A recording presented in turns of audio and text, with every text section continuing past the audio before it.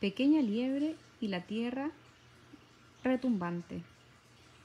Ardillas, unidad 12.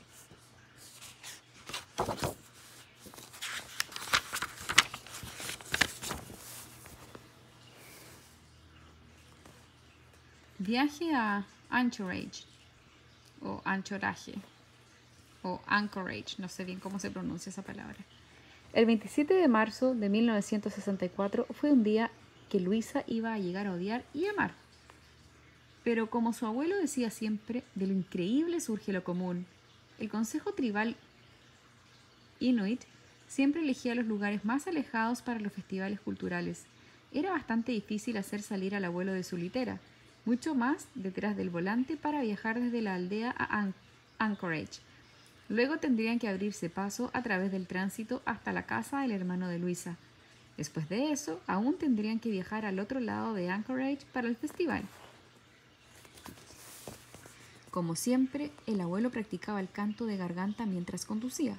Cantaba en voz tan alta que ahogaba el sonido de las llantas que sonaban con estruendo sobre el camino de tierra rocosa. Tal vez fue por eso que tampoco notaron el murmullo sobrenatural cuando comenzó. ¡Terremoto!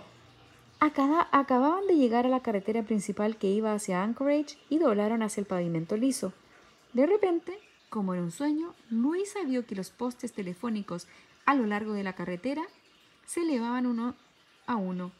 Se elevaban 6 pies en el aire, como los fanáticos que hacen la ola en un partido de fútbol. Luego se quebraron como ramitas y cayeron al suelo detrás de ellos. Después, la carretera misma pareció partirse ante los ojos de Luisa. Y aunque estaba bastante segura de que no podría practicar surf en tierra firme, Luisa sentía como si el automóvil estuviese andando sobre olas líquidas. Los árboles saltaban del suelo, pero el automóvil seguía andando. El terraplén que estaba a lo largo del camino se desplomó, exponiendo un nido de raíces mientras los árboles caían. El automóvil rebotaba mientras el suelo temblaba. ¡Detén el automóvil!, gritó Luisa, pero su voz quedó ahogada por el rugir de lo que parecía ser un tren de carga interminable que se agitaba debajo de ellos. La tierra estridente aullaba mientras los temblores estremecían todo debajo de ellos. El abuelo no podía controlar el automóvil y Luisa observaba a los otros autos que saltaban hacia el costado y chocaban entre sí, como carros chocadores en el parque de diversiones.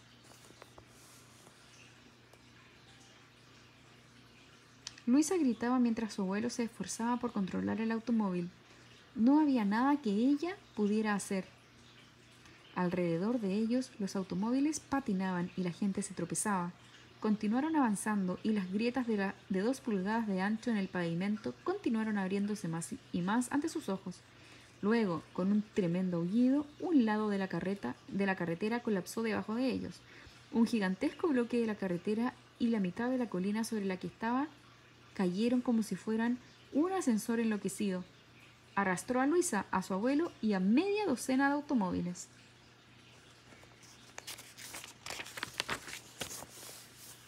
La tierra transformada. Al principio, Luisa pensó que la otra mitad de la carretera se estaba elevando, pero luego se dio cuenta de que la tierra estaba adquiriendo una nueva forma. Las casas se movían junto a ellos. Algunas casas se deslizaron enteras por la colina. Otras se rompieron mientras rodaban y rodaban. Las tuberías de agua y los tubos de las alcantarillas se quebraban y luego salían expulsados de la colina. Las líneas eléctricas y de gas pendían en el aire como espaguetis cocidos. El agua y las chispas salían de todas partes y salían llamas de las ruinas de los edificios que se habían partido en 2.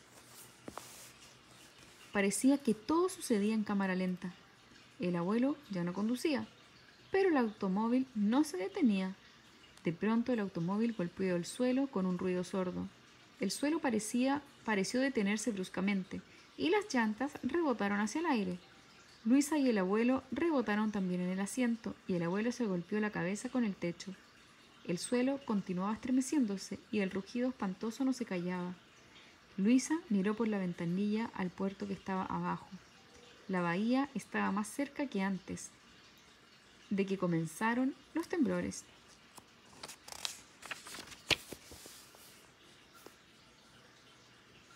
Luisa podía ver un inmenso agujero que se arremolinaba en la bahía. Parecía agua que bajaba por un enorme drenaje. Luego del fondo del puerto salió disparado un chorro de lodo. Luisa no podía creer lo que veía.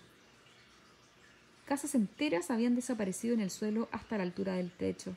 Los postes telefónicos y eléctricos colgaban de las líneas como dijes en un brazalete. Los ladrillos saltaban de un edificio escolar como palomitas de maíz. Y luego, tan rápidamente como había comenzado, el ruido ensordecedor se acalló y todo quedó horriblemente silencioso. Búsqueda de un camino hacia la seguridad.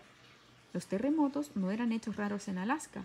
Sin embargo, este parecía algo que ella había visto en una película. Luisa se dirigió al abuelo. Él tenía su cabeza entre las manos. «Estamos bien, abuelo». Luisa lo tranquilizó, pero no estaba segura.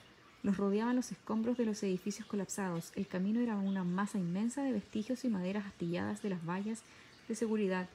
Las pertenencias de la gente estaban diseminadas por todas partes. La familia de Luisa la llamaba Miki Ukalik o Pequeña Liebre, porque le gustaba correr como una liebre ártica en busca de pasto en la nieve. Ella podía pintar un cuadro desde las 4 esquinas al mismo tiempo. Comía un poco de todo lo que tenía en el plato antes de volver a comer lo primero que había probado. Ahora tenía miles de cosas que hacer y no sabía por dónde empezar.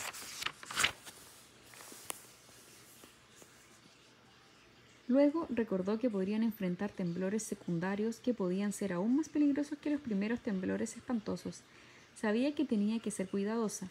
Luisa miró a su alrededor. El abuelo estaba sentado frotándose la cabeza. Ella no podía abrir la puerta de su lado porque una gran piedra había rodado hasta detenerse contra la puerta. Se arrastró sobre el asiento y salió por la puerta trasera del lado del conductor. Comenzó a despejar con esfuerzo los restos. Había tantos objetos que quitar que, como una pequeña liebre, trató de empujarlos a todos al mismo tiempo. Como resultado, logró quitar muy pocos. Luisa comenzó a sentir pánico. Otros sobrevivientes del terremoto salían de sus automóviles y casas tambaleándose atontados. Nadie podía ayudarla. Afortunadamente era fuerte para su edad y no tuvo problemas para empujar los arbustos que habían caído rodando por la colina.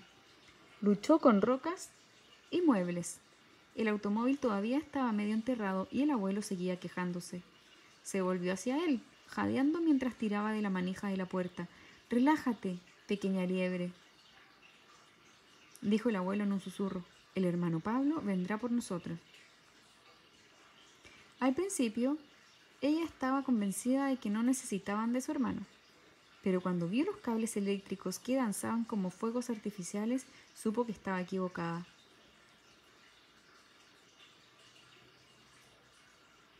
Una inmensa torre de agua se había inclinado hacia un lado y el contenido se vertía como si un gigante estuviera derramando su taza de té.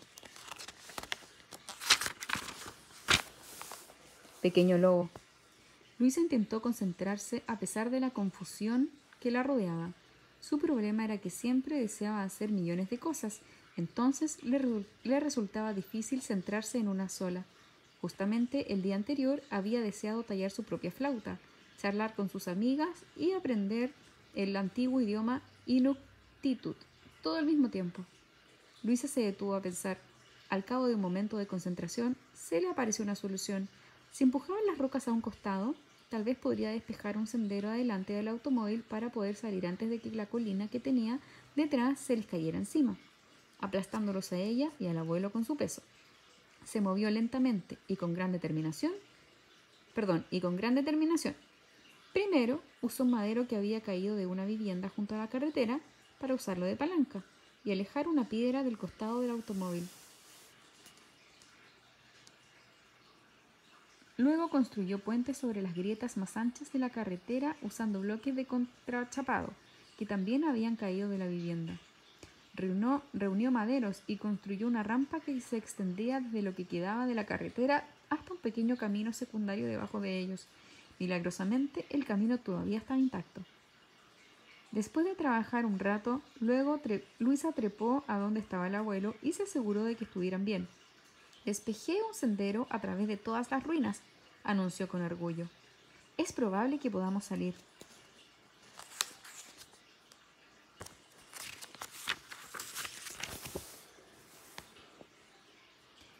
necesita tu hermano cuando tengo a la pequeña liebre conmigo?, preguntó el abuelo.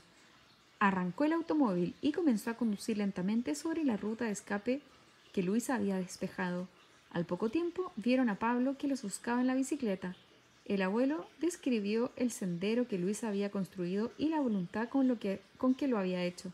A partir de hoy ya no eres la pequeña liebre, anunció Pablo. Ahora eres Miki Ulva, o el pequeño lobo, el animal más organizado de la naturaleza. Luisa sonrió. El increíble poder del terremoto le había enseñado una destreza muy sencilla: cómo concentrarse.